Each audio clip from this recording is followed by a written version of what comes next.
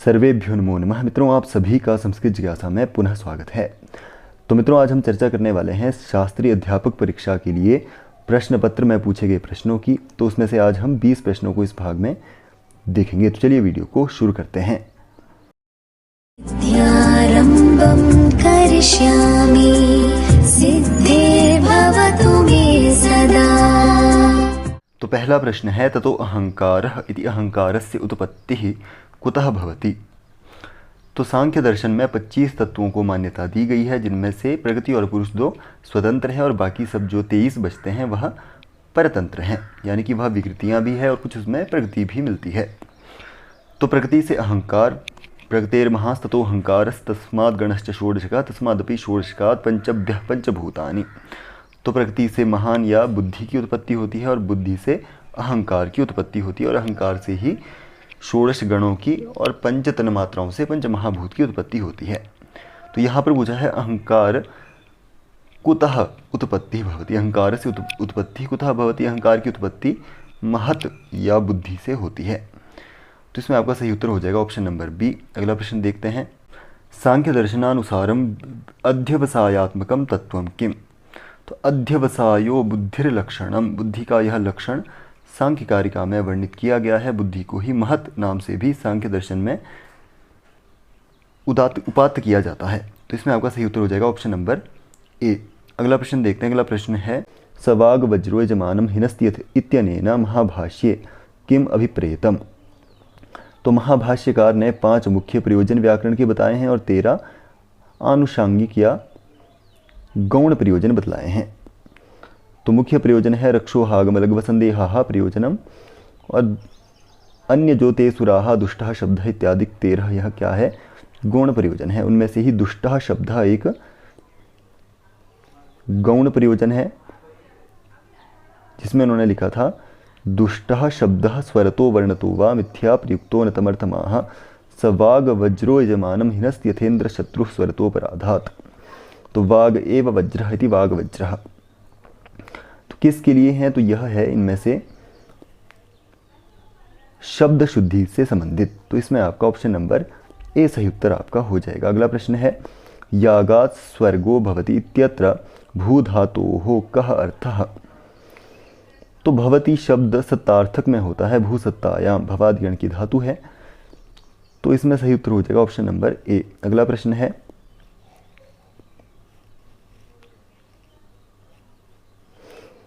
अधोंकितानाम युग्मानाम समीचीना तालिका चेतव्या।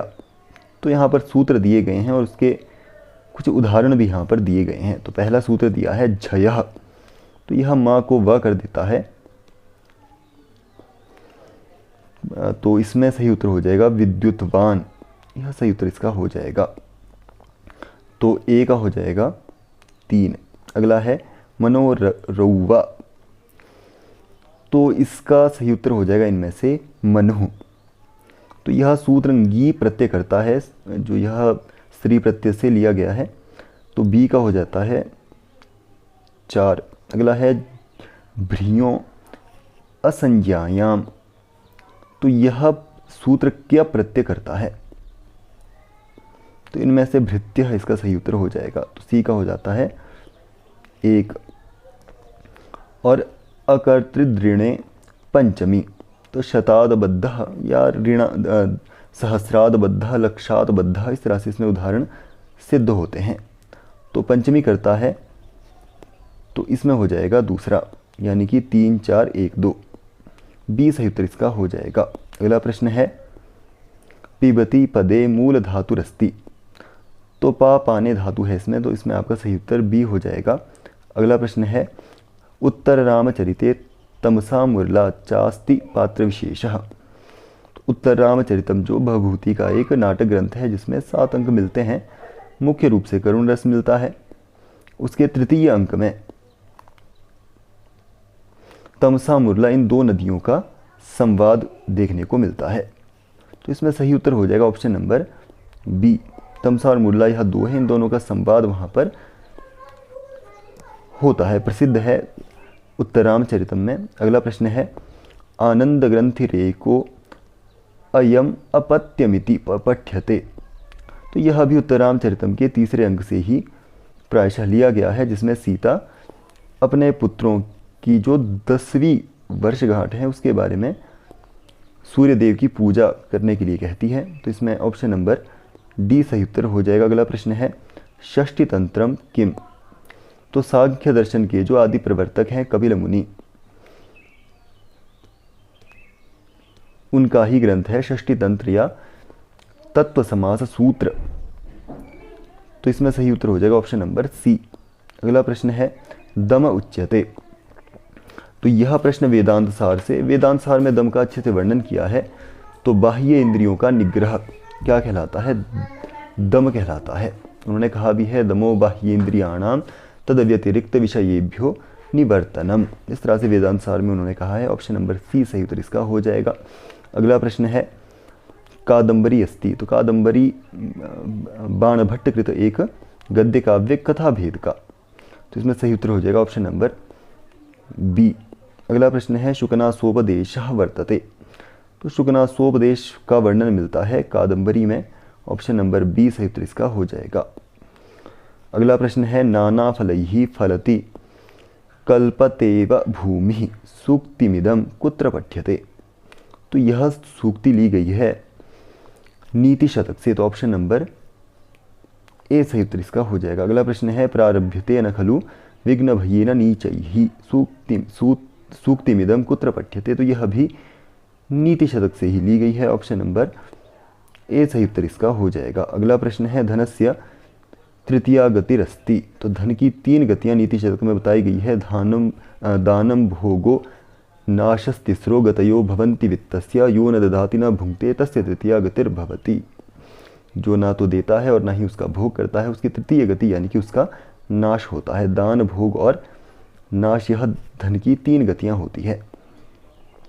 तो यदि वह उसका अच्छा उपयोग करता है, दान देता है, दूसरा उसका भोग करता है, और यह यदि दोनों ही नहीं करता है वह, तो उसकी तीसरी गति हो जाती है नाश।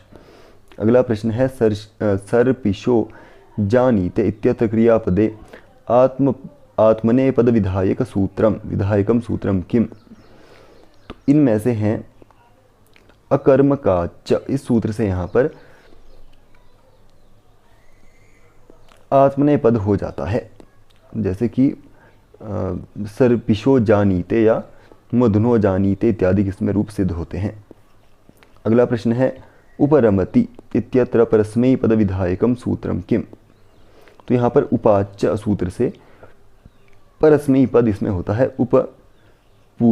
उपसर्ग पूर्वक रम धातु जहाँ पर हो वहाँ इसके योग में।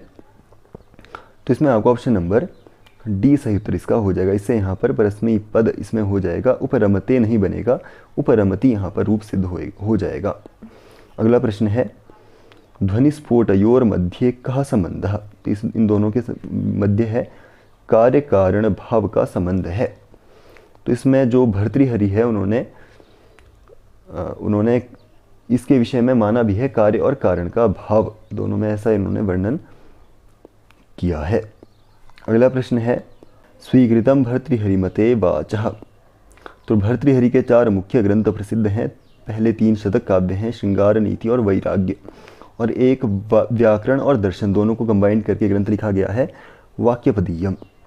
उसमें उन्होंने शब्द या शब्द ब्रह्म, वाक्यकांड और पदकांड, इन तीनों में इसकी चर्चा की है। तो यह विषय मुख्यतः ब्रह्मकांड में दिया गया है, जिसमें उन्होंने 3 प्रकार की वाणियाँ मानी हैं, पश्यंती, मध्यमा और वैखरी। परा को वह नहीं मानते हैं। तो मध्यमा, पश्यति और वैखरी 3 वाणियों को उन्होंने मान्यता दी है। अगला प्रश्न है तृतीय सवने कीदृशः स्वरः प्रयुज्यः। तो यह प्रश्न हमने पाणिनीय शिक्षा में पढ़ा है, उसमें आप इसको पढ़ सकते हैं। इसमें श्लोक भी मिलता है कंठे माध्यम दिनयुगम मध्यमम त्रैष्टुभानुगम तारम तार्तीय सवनम शीर्ष्ण्यम जागतानुगम। तो तारह तार्तीय सवनम तृतीयम। ऑप्शन नंबर सी सही उत्तर इसका हो जाएगा। तो आज के भाग में इतना ही। उम्मीद करता हूँ आपको वीडियो पसंद आई है। मिलते हैं इसके अगले भाग में, तब तक के लिए धन्यवाद।